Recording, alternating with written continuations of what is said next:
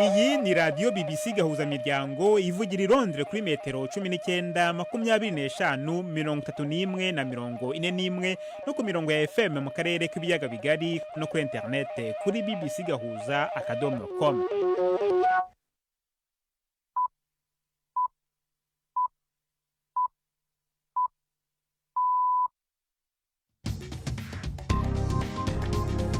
Ubu ni saa 10 n'igice ku isaha mpuzamahanga ya GMT, ni saa 12 n'igice ku isaha yo mu Rwanda no mu Burundi. Muri studio muri kumwe na Jacques Niyitegeka.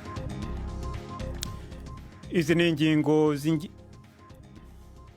ingingo z'ingenzi zigize aya makuru. Nyeshyamba zo mu mutwe wa Rapid Support Forces muri Sudani zemeye ubutumire bwa Minisitiri w'Abanyamahanga wa Amerika bwo kwitabira ibiganiro bishya by'amahoro.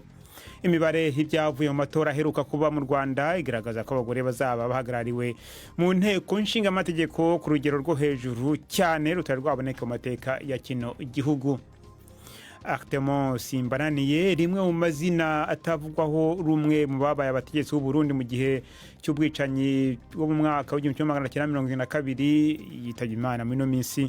Tubafitiye n'ikiganiro cy'abagore muri mwese, ikaze muri amakuru yo kuri wa gatatu, turi ku itariki 24 z'ukwezi kwa karindwi.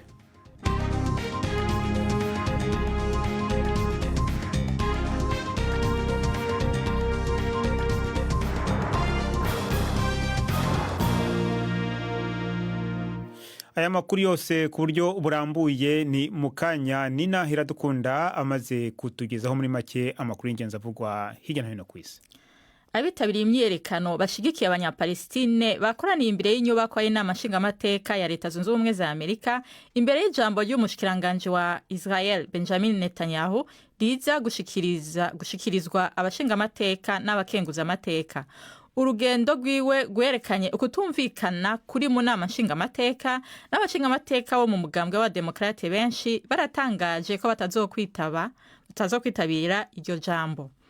Ibiro vy'umukuru w'igihugu ca Leta Zunze Ubumwe za Amerika bivuga ko President Biden azokwakira umushikiranganje wa mbere wa Israel ejo ku munsi wa kane. Abo bategetsi babiri bazoganira ku ntambwe ziganisha mu guhagarika ingwano muri Gaza no kurekura inyagano z'abanya-Israel. Bwana Netanyahu azogirisha ayandi manama atandukanye na Kamala Harris na Donald Trump bazohatanira ikibanza c'umukuru w'igihugu mu matora ategekanyijwe mu kwezi kwa-11. Taiwan iteguriye gutegwa n'igihuhusi Jemmy kirimwo imiyaga ikomeye kurusha iyindi yabayeho, kizoba giteye iryo zinga kuva mu myaka 8 iheze. Ico gihuhusi giteza irindimuka ry'imisozi. Ibihumbi by'abantu bahungishijwe bakuwe mu duce tw'imisozi ikunzwe kubangamirwa cyane n'irindimuka ry'imisozi, n'abasoda bariteguye kuja gutabara bikenewe. Ico gihuhusi catumye haba imvura y'isegenya n'imiyaga ikaze. Abategetsi bo mu gisata cyo kugwanya ibiza bavuga ko abantu babiri bishwe n'ibihomoka byabaguye ko n'abandi amajana bakomeretse. Mu kiganiro yagize avuga ku bihe bidasanzwe, umukuru w'igihugu ca Taiwan Lai Ching-te yasavye abantu kuguma mu ngo zabo. Ndahimiriza kandi abanyagihugu bagenzanje hirya no hino mu gihugu kutava mu nzu muri kino gihe c'umuyaga uvanze n'igihuhusi kiretse bikenewe, na cane cane kutaja mu bibanza biteye ubwoba. Muri iyo ntumbero ndizeye ko twigoro turiko turagira mu gukinga ibiza tuza kugenda neza. Ndizeye kandi ko abakozi bafise uruhara mu gukinga ibiza haba ku rwego rw'igihugu canke rw'akarere murimwo baza kwitaho ubuzima bwanyu. Ubuzima bwa mbere. Kuri iyo nkuru nyene y'ibihuhusi, abategetsi bo mu Bushinwa batanze integuza izwi nka alerte rouge canke red alert, ivuga ko iburira ryo ku rwego rwo hejuru mu duce turi kumweya wo mu manuko bushira ubuseruko bubangamiwe n'imiyaga. Ishirahamwe mpuzamakungu ONU ryagabishije ko urugero rw'inzara ku isi rukiri hejuru kandi umugambi wo kurandura kutaronka ibifungurwa bikwiye no gufungura neza utazoshikwa muri iyi myaka 10 iri imbere. Icegeranyo c'umwaka wo kwihaza mu bifungurwa kivuga ko hafi ibice 10% by'ababa ku isi bagizwe ko ingaruka n'inzara, mu gihe muri Afrika ibiharuro biri hejuru inshuro zibiri. icyo cegeranyo casanze hari urukurikirane rw'ibitera iyo nzara biva ku ngwano no guhindagurika kw'ibihe bitera ukubura kw'ibifungurwa. ONU itera akamo ko gushiraho ingamba z'umugwi umwe ukwayo n'amahera menshi kugira hanagurwe ukwihaza mu bifungurwa ku isi yose. Iyi mwumva ni BBC Gahuzamiryango. Hirya no hino mu Budagi igipolisi cagize umukwabu mu bibanza biharugwa muri za mirongo bikekwa kugira isano n'abagendera ku matwara akaze y'idini ya Kisilamu. Imikwabu yibasiye ishirahamwe ry'idini ya Isilamu riregwa kuba rikora ibikorwa mu Budagi ku nyungu z'igihugu ca Iran. Ni inkuru ya Damien McGuinness ari i Berlin, mwumva mw'ijwi rya Yvette Kabatesi. Hashize imyaka ikigo cya Isilamu kiri i Hamburg kizwi nk'umusigiti w'ubururu gikekwa ihezanguni rishingiye kuri Isilamu kubera isano gifitanye na guverinoma ya Irani. Kuri ubu icyo kigo cyarafunzwe kibuzwa gukora, ndetse amazu arenga 50 inyubako n'imisigiti hirya no hino mu Budage bikekwa ko hari aho bihuriye n'icyo kigo nabyo byasatswe. Minisitiri w'ubutegetsi bw'igihugu Budage Nancy Faeser yatangaje ko uwo mukwabu utarebana n'idini, ko ahubwo ureba ishyirahamwe ry'intagondwa rirwanya demokarasi ndetse rigakwirakwiza mu buryo bukomeye amagambo y'urwango n'ayarwanya abayahudi ryitwaje idini rya Isilamu. Umukuru w'igihugu ca Kenya William Ruto yatangaje urutonde rw'abandi bashikiranganje bazoja muri leta yiwe, harimwo n'abatanzwe n'abatavuga rumwe nayo. Mu kiganiro caciye kumbonesha kure yashikirije ari mu biro vyiwe i Nairobi, Perezida Ruto yavuze ko ingingo yo kwinjiza muri leta Basomambike umukuru w'abatavuga rumwe nayo Raila Odinga vyari bifise intumbero yo gushinga leta ihuriwemwo na bose. Ugo rutonde ubu ruzoshikirizwa inama nshingamateka kugira busuzumwe kandi rwemezwe. Abagiye mu myerekano yabaye mu mayinga heze ntibemera iciyumviro c'iyo leta ihuriyemwo na bose, bavuga ko izotsimbataza umwumvikano hagati y'abanyapolitike bo muri Kenya gusa. Ibirori vya mbere vy'inkino za Olympique zizobera i Paris muri uyu mwaka vyatanguye imisi 2 imbere yo gutangura kw'inkino zo kuwa gatanu. Mu nkino z'umupira w'amaguru w'abagabo, Argentine izokina na Maroc, Espagne ikine na Uzbekistan. Inyuma yaho Ubufaransa bwakiriye inkino za Olympique buzokina na Amerika. Ivyo bihugu kandi bizokina mu rukino rwa rugby ry'abagabo ruzwi nk'indwi. Umumenyereza w'umugwi w'umupira w'amaguru w'abagore w'igihugu ca Canada yafashe ingingo yo kutazohagarikira uwo mugwi mu mukino wa mbere bazohurira na New Zealand ku munsi wa kane, nyuma yaho babiri mu bakozi biwe basubijwe mu gihugu cabo baregwa kuba baragurukije utudege tutagira abadereva igihe umugwi bazohangana wariko urimenyereza. Akanama k'inkino za Olympique muri Canada kavuze ko katangajwe karanababazwa n'ivyabaye. Jacques, urakoze Nina Iradukunda.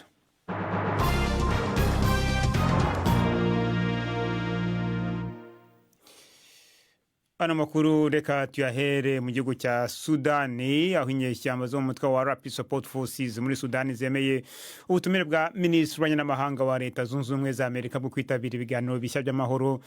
Ni ibiganiro bigamije kurangiza intambara imaze amezi 15 yogoza iki gihugu.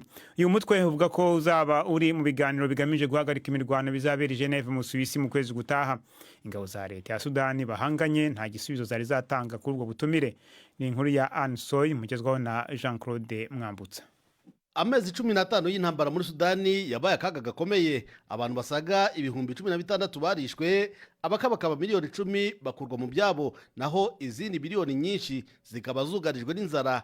Ibiganiro byo mu kwezi gutaha bigamije ko abarwana batanga gahenge mu gihugu cyose kugira ngo abantu bashobore kugerwaho n'inkunga y'ubutabazi. Ibiganiro nk'ibi byari byageragejwe mu kwezi kwa 12 umwaka ushize muri Arabia Saudite, ariko ntibyagira icyo bigeraho. Umuhuza ariwe Leta Zunze Ubumwe za Amerika avuga ko ibi biganiro bitaziga ku bibazo bikomeye bya politiki. Ku rundi ruhande, ibiganiro biziguye biyobowe n'umuryango w'abibumbye hagati y'impande zirwana byabereye Geneve mu cyumweru gishize, byiga ku mfashanyo y'ubutabazi ndetse no kurengera abasivile. inkuru ya Anne Soy. Tuve muri Sudani tujya mu Rwanda. Imibare y'ibyavuye mu matora aheruka kuba mu Rwanda igaragaza ko abagore bazaba bahagarariwe mu nteko nshinga amategeko ku rugero rwo hejuru cyane rutari rwaboneke mu mateka ya kino gihugu. Harebwe abadepite batowe mu matora rusange ndetse n'abatowe bahagarariye abagore gusa. Imibare yerekana ko abagore bazaba ari 63.8% mu gihe bari 61% mu nteko icyuye igihe. FPR n'amashyaka ane mato yayisunze nibo batsindiye intebe nyinshi kuko babonye 37 kuri 53 zatowe muri rusange. Komisiyo y'amatora ivuga ko ibyatangajwe ari ibya burundu, cyakora amabwiriza yasohoye mbere y'amatora avuga ko bizongera gutangazwa ku buryo budakuka ku itariki ya 27 za kuno kwezi. Ni inkuru ya Jean Claude Mwambutsa i Kigali. Imibare ya nyuma y'ibyavuye mu matora y'abadepite yatangajwe na komisiyo y'amatora yerekana ko ku badepite 51 ari ab'igitsina gore, bisobanuye ko bagera kuri 63.75% kazaba ari agahigo kubera ko bazaba baruta 61% bari mu nteko ishinga amategeko icyuye igihe. Kuba iyi mibare y'abagore iri hejuru birasa n'ibidatunguranye urebye uko amatora ategurwa. Ku ntonde z'abakandida, amashyaka ashishikarizwa kubahiriza uburinganire ku buryo usanga hafi ya hose umubare w'abagabo ubungana n'uw'abagore. Aba biyongeraho abandi badepite 24 batowe n'abagore kandi bakaba bagomba kuba ari ab'igitsina gore gusa. Kuri iyi nshuro aba bariyongeraho umudepite w'umugore uhagarariye ababana ubumuga ndetse n'umwe muri babiri bahagarariye urubyiruko akaba ari umugore. Muri rusange ishyaka ry'umukuru w'igihugu FPR nane mato yaryisunze nibo babonye intebe nyinshi 37 muri rusange, bakurikirwa n'amashyaka ya PSD na PR yabonye intebe 5 kuri buri shyaka. Ni mu gihe ishyaka riharanira demokarasi no kurengera ibidukikije Green Party, PES Imberakuri na PDI zabonye intebe 2 kuri buri shyaka. Abadepite 2 bahagarariye urubyiruko n'umwe uhagarariye ababana ubumuga bakaza kuzuza umubare w'abadepite 80 bagomba kuba bagize inteko yose. Komisiyo y'amatora ivuga ko iyi mibare ari iya burundu, ariko amabwiriza akaba avuga ko igomba kongera gutangaza imibare ku buryo budakuka ku itariki ya 27 z'uku kwezi. Nyuma y'itangazwa ry'abagize inteko ishinga amategeko bagomba kwitoramo uzayobora iyi nteko. Itegeko rivuga ko uyobora inteko agomba kuba akomoka mu ishyaka ritandukanye n'iry'umukuru w'igihugu. Kugeza ubu amashyaka PSD na PR niyo yakunze gusimburana ku buyobozi bw'inteko. Kugeza ubu ariko haracyategerejwe itangazwa ry'irahira rya Paul Kagame watorewe kuyobora igihugu. Uyu akaba ari nawe ugomba kwakira indahiro y'abazaba bagize inteko ishinga amategeko. Jean Claude Mwambutsa, BBC Gahuza Miryango i Kigali. Mukomeje kumva BBC Gahuza Miryango, muradukurikira kandi kuri Kisoro FM mu majyepfo ya Uganda. Abari kuri internet muradukurikira kuri Facebook Live. Ibyiringiro n'icyizere cy'u Rwanda.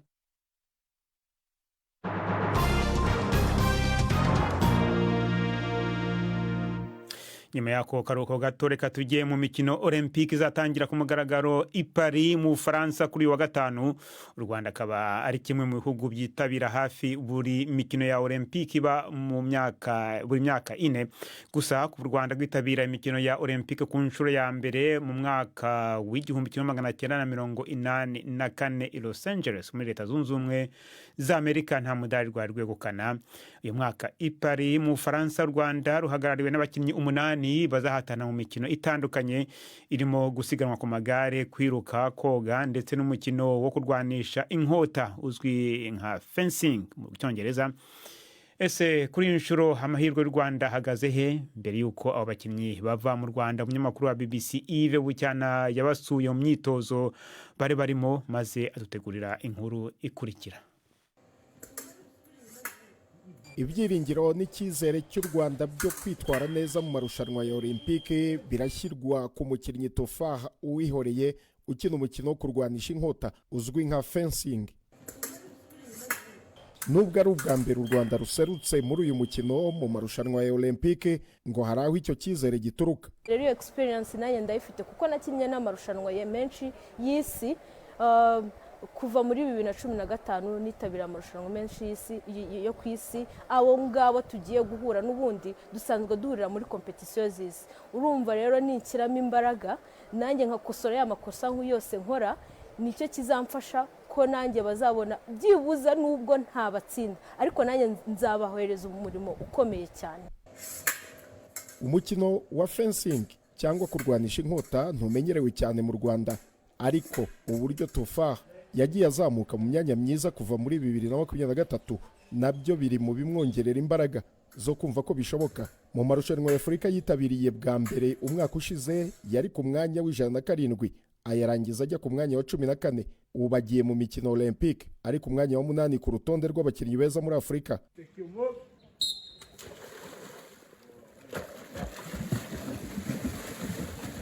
Mu mikino Olympique y'Ipari mu Bufaransa, u Rwanda ruzaseruka kandi mu mukino wo koga, aho ruzahagararirwa n'abakinnyi babiri barimo Umuhoza Uwase Lidwine usiganwa metero 50 freestyle. Ni ku nshuro ye ya mbere agiye mu mikino Olympique. Nzakina metero 50 freestyle, nkaba ubu ngubu mfite ibihe 32, ariko nkaba nifuza gukina 28 cyangwa 29. Hari abihuta kundusha, ariko ngiye nshaka gukuraho national record, akaba ari ngiye wenda wayitahana. Uretse umukino wo kurwanisha inkota no koga, u Rwanda ruzaba kandi ruhagarariwe n'abiruka babiri ndetse n'abanyonzi babiri mu gusiganwa ku magare. Imyitozo idafashe kandi y'igihe gito ndetse no kutagira ibikorwa remezo bifatika by'imikino byakunze kuvugwa nk'ibibazo abakinnyi b'u Rwanda n'abatoza bahura nabyo mu gutegura amarushanwa akomeye nka ya Olympique. Bazatsinda James ni umutoza w'umukino wo koga. Ikintu gikomeye bahuriraho bose ni imyitozo mikeya, nuko batabona imyitozo ihagije, usanga hanini batangira kwitegura imikino nk'iyi wenda ukwezi amezi abiri imbere, ariko buriya bakabaye bamara igihe nk'iki. Mu gihe turimo twerekeza muri 2028 mu yindi mikino, twakabaye turimo dutegura indi kipe nayo izitabira iyo mikino. Urumvikana rero iyo tuhereye mo hagati ntabwo bibyara umusaruro nk'uwo twifuza. Hagati aho ariko ibikorwa remezo bya siporo byubatswe muri iyi minsi mu Rwanda birimo ikibuga cy'Amahoro ndetse n'icya Beka Arena ngo bishobora kuba kimwe mu bisubizo byo gutegura abakinnyi no kwitwara neza mu bihe biri imbere. Yves Bucyana, BBC Gahuzamiryango i Kigali. Nubwo rero iyo mikino Olympique izatangira ku mugaragaro kuwa gatanu, uyu munsi hari imikino yabaye itangiye, hakaba hari imikino yabaye mu mupira w'amaguru aho Argentine na Maroc banganyije 2-2, naho Espagne ikaba yatsinze Uzbekistan 2-1. Ubufaransa bukaba buza gukina na Leta Zunze Ubumwe za Amerika. Reka dukomereze ku makuru yerekeranye none n'akarere k'ibiyaga bigari. Artemo Simbananiye ni rimwe mu mazina atavugwa ko rumwe mu babaye abategetsi b'u Burundi mu bihe byaranzwe n'amabi atandukanye, akaba yapfiriye i Kigali mu Rwanda ku cyumweru. Kimwe mu byo yavugwa ko cyane ni ikiswe plan Simbananiye cyangwa se umugambi wa Simbananiye, woba wari umugambi wo kwica incabwenge z'abahutu mu bwicanyi bwo mu 1972. Ubwo bwicanyi umugwi w'igihugu ujejwe kumenya ukuri no kunywanyisha abarundi uvuga ko bwabaye ihonyabwoko ry'abahutu. Simbananiye apfuye atawitabye ngo yisobanure ku byo avugwa ko, ariko apfuye yaheruka kwandika igitabo avugamwo ukuri kwiwe. Mugenzi wanjye Prime Ndikumagenge, reka twibutse bike kuri uwo muntu w'amateka maremare muri kahise ku Burundi. Numwe muri bake bari bakiriho mu bari ku butegetsi bw'igihugu kuva Burundi bukironka intahe yo kwikukira mu 1962. Byahuriranye nuko Artemo Simbananiye avuye kwiga amashuri ya kaminuza i Buraya, yari mu Barundi imparugwa bari bayafise ico gihe, ibisigura igituma buno nyene yashikiye mu mabanga akomeye y'igihugu. Umwami Mwambutsa yamugize umuyobozi mukuru w'ubutungane, umwami Charles Ndizeye amugira mushikirangoma w'ubutungane nyene. Kapiteni Michel Micombero amaze gutembagaza intwaro ya cami mu 1963, Artemo Simbananiye yatwaye ubushikiranganje butandukanye burimwo ubw'ubutungane, imigenderanire n'amakungu, amashure, arabo umushikiriza amanza kizigenza wa Republika n'umukuru w'ibiro vy'iperereza. Ico kiringo caranzwe n'amabi atandukanye, ariko ubwicanyi bwa mu 1972 nibwo bugarukamwo cane izina ryiwe mu ciswe Plan Simbananiye, umugambi bivugwa yuko wari uwo kumara incabwenge z'abahutu. Artemus Mbananiye apfuye atitavye umugwi w'igihugu urondera ukuri ku mabi benayo mu gihe wavuze ko ubwo bwicanyi bwabayemwo ihonyabwoko ry'abahutu, ariko akiriho yarahakanye yivuye inyuma uruhara urwo arirwo rwose. Biri mu gitabo afuye yaheruka gusohora, yaranavyiyamirije cane mu kiganiro c'imvo n'imvano kuri BBC Gahuzamiryango mu 2014. Gusa ntiyigeze ahagarara imbere y'abari gushobora canke ivyari gushobora kumuhinyuza. Urupfu rwiwe rero rushobora kuba rujanye n'igice c'ukuri ku vyashikiye Burundi mu kiringo c'imyaka hafi 30 kuva Uburundi bwikukiye. Pyemendi ku Magenge, BBC Gahuzamiryango, Nairobi. Icyo kiganiro cy'imvo n'imvano rero Prime avuze muri iyo nkuru twabashije kukibona. Reka tubumvishe agace kaho Artemus Mbananiye yisobanuraga ku ruhare yashinjwaga kugira mu bwicanyi bwo muri 72 mu Burundi. Ubwa mbere ho nashaka gushimira BBC kuko impaya karyo kugira ngo nshikane ukuri nzi sinzi byose, ariko ibyo nzi ndabivuga. Gushika itariki 29 z'ukwezi kwa kane umwaka w'igihumbi 1972 isaha y'indwi ku murango nari njejwe amabanga w'umushikiranganje w'imigenderanire no gufashanya ni bikorwa vya leta, no kuvuga mu gifaransa kumbure niho byumvikana neza, ministre des affaires étrangères, de la coopération et du plan. Rero igituma mvuzi yo saha sikindi nuko kuri yo saha nyene habaye itegeko ry'umukuru w'igihugu President Micombero abogoza abashikiranganje bose n'abachef de cabinet mbere na secrétaire national exécutif du parti yari ku butegetsi. Rero igituma mvuga gutyo nuko hari bamwe batazi bavuga ngo bose baravuyeho barakombowe kiretse Artemus Mbananiye. Ibyo sibyo. Jewe narakombowe nk'abandi bose, kuva ico gihe nta mabanga namwe nari mfise, ahubwo kuri ico gihe umaze gukurwa wagira uti ntapfunzwe Imana izobikinze.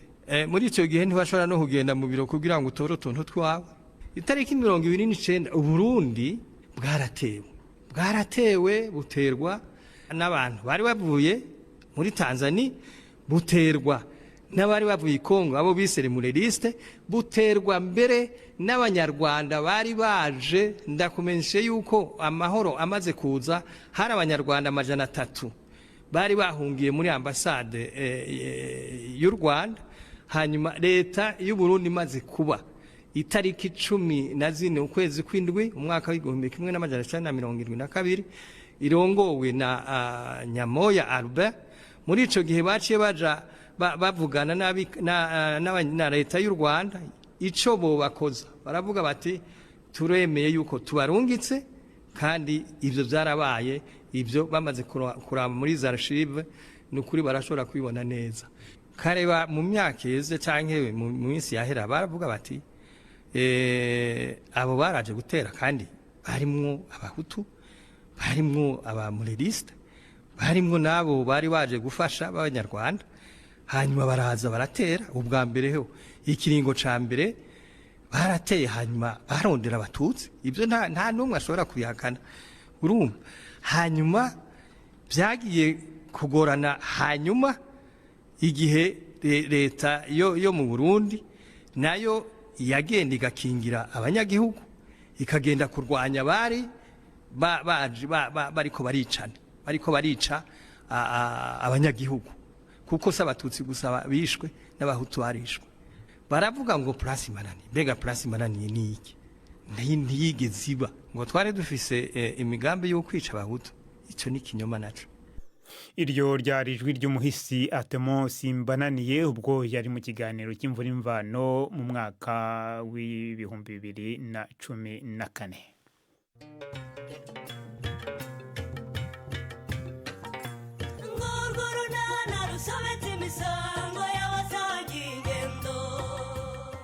Mu kiganiro nana cyo kuri wa kane twabateguriye ni ukurebuza gato ngo tubisikane Nadine.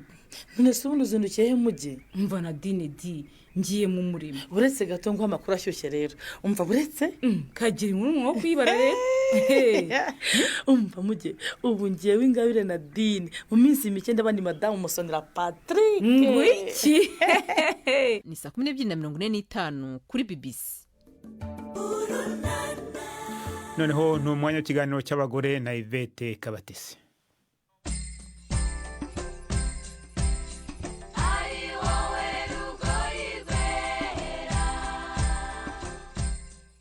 Mu 2021 ubwo icyorezo cya COVID cyari gisumbirije isi, abantu batabasha kunyeganyega, Wirine Ikirezi w'imyaka 23 na bagenzi be babiri bashinze Dot Pharma, ikigo gifasha abantu kubagezaho imiti n'ibindi bikoresho by'ubuzima babasanze aho bari.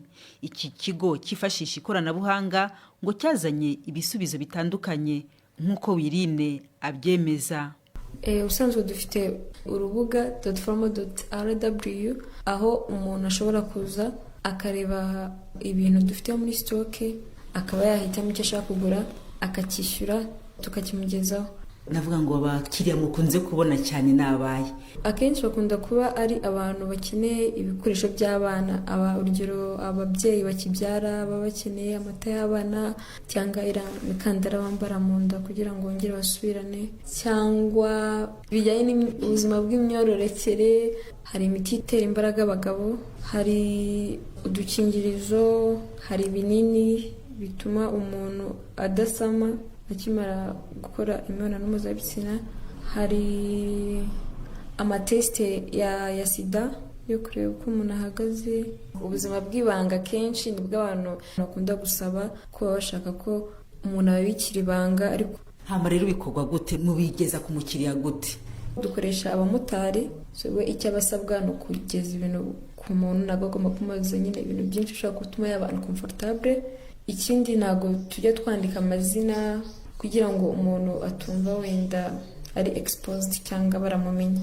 Nimwe mujya kumugurira umuti hanyuma mukishyurwa gute n'uwo muntu? Twebwe dukorana ibigo bicuruza imiti, rero tukayikuraho tukageza ku mukiriya. Umukiriya nitwishyura, natwe tuba dufite ukuntu dukorana n'abo bantu uburyo tukabana inyungu. Hama Wiri, tuzi ko hari imiti imwe n'imwe biba ngombwa ko umuntu aba yayandikiwe na muganga. Icyo gihe bigenda gute? Imyinshi muri iyo miti hari itemewe gutanga ku mbuga.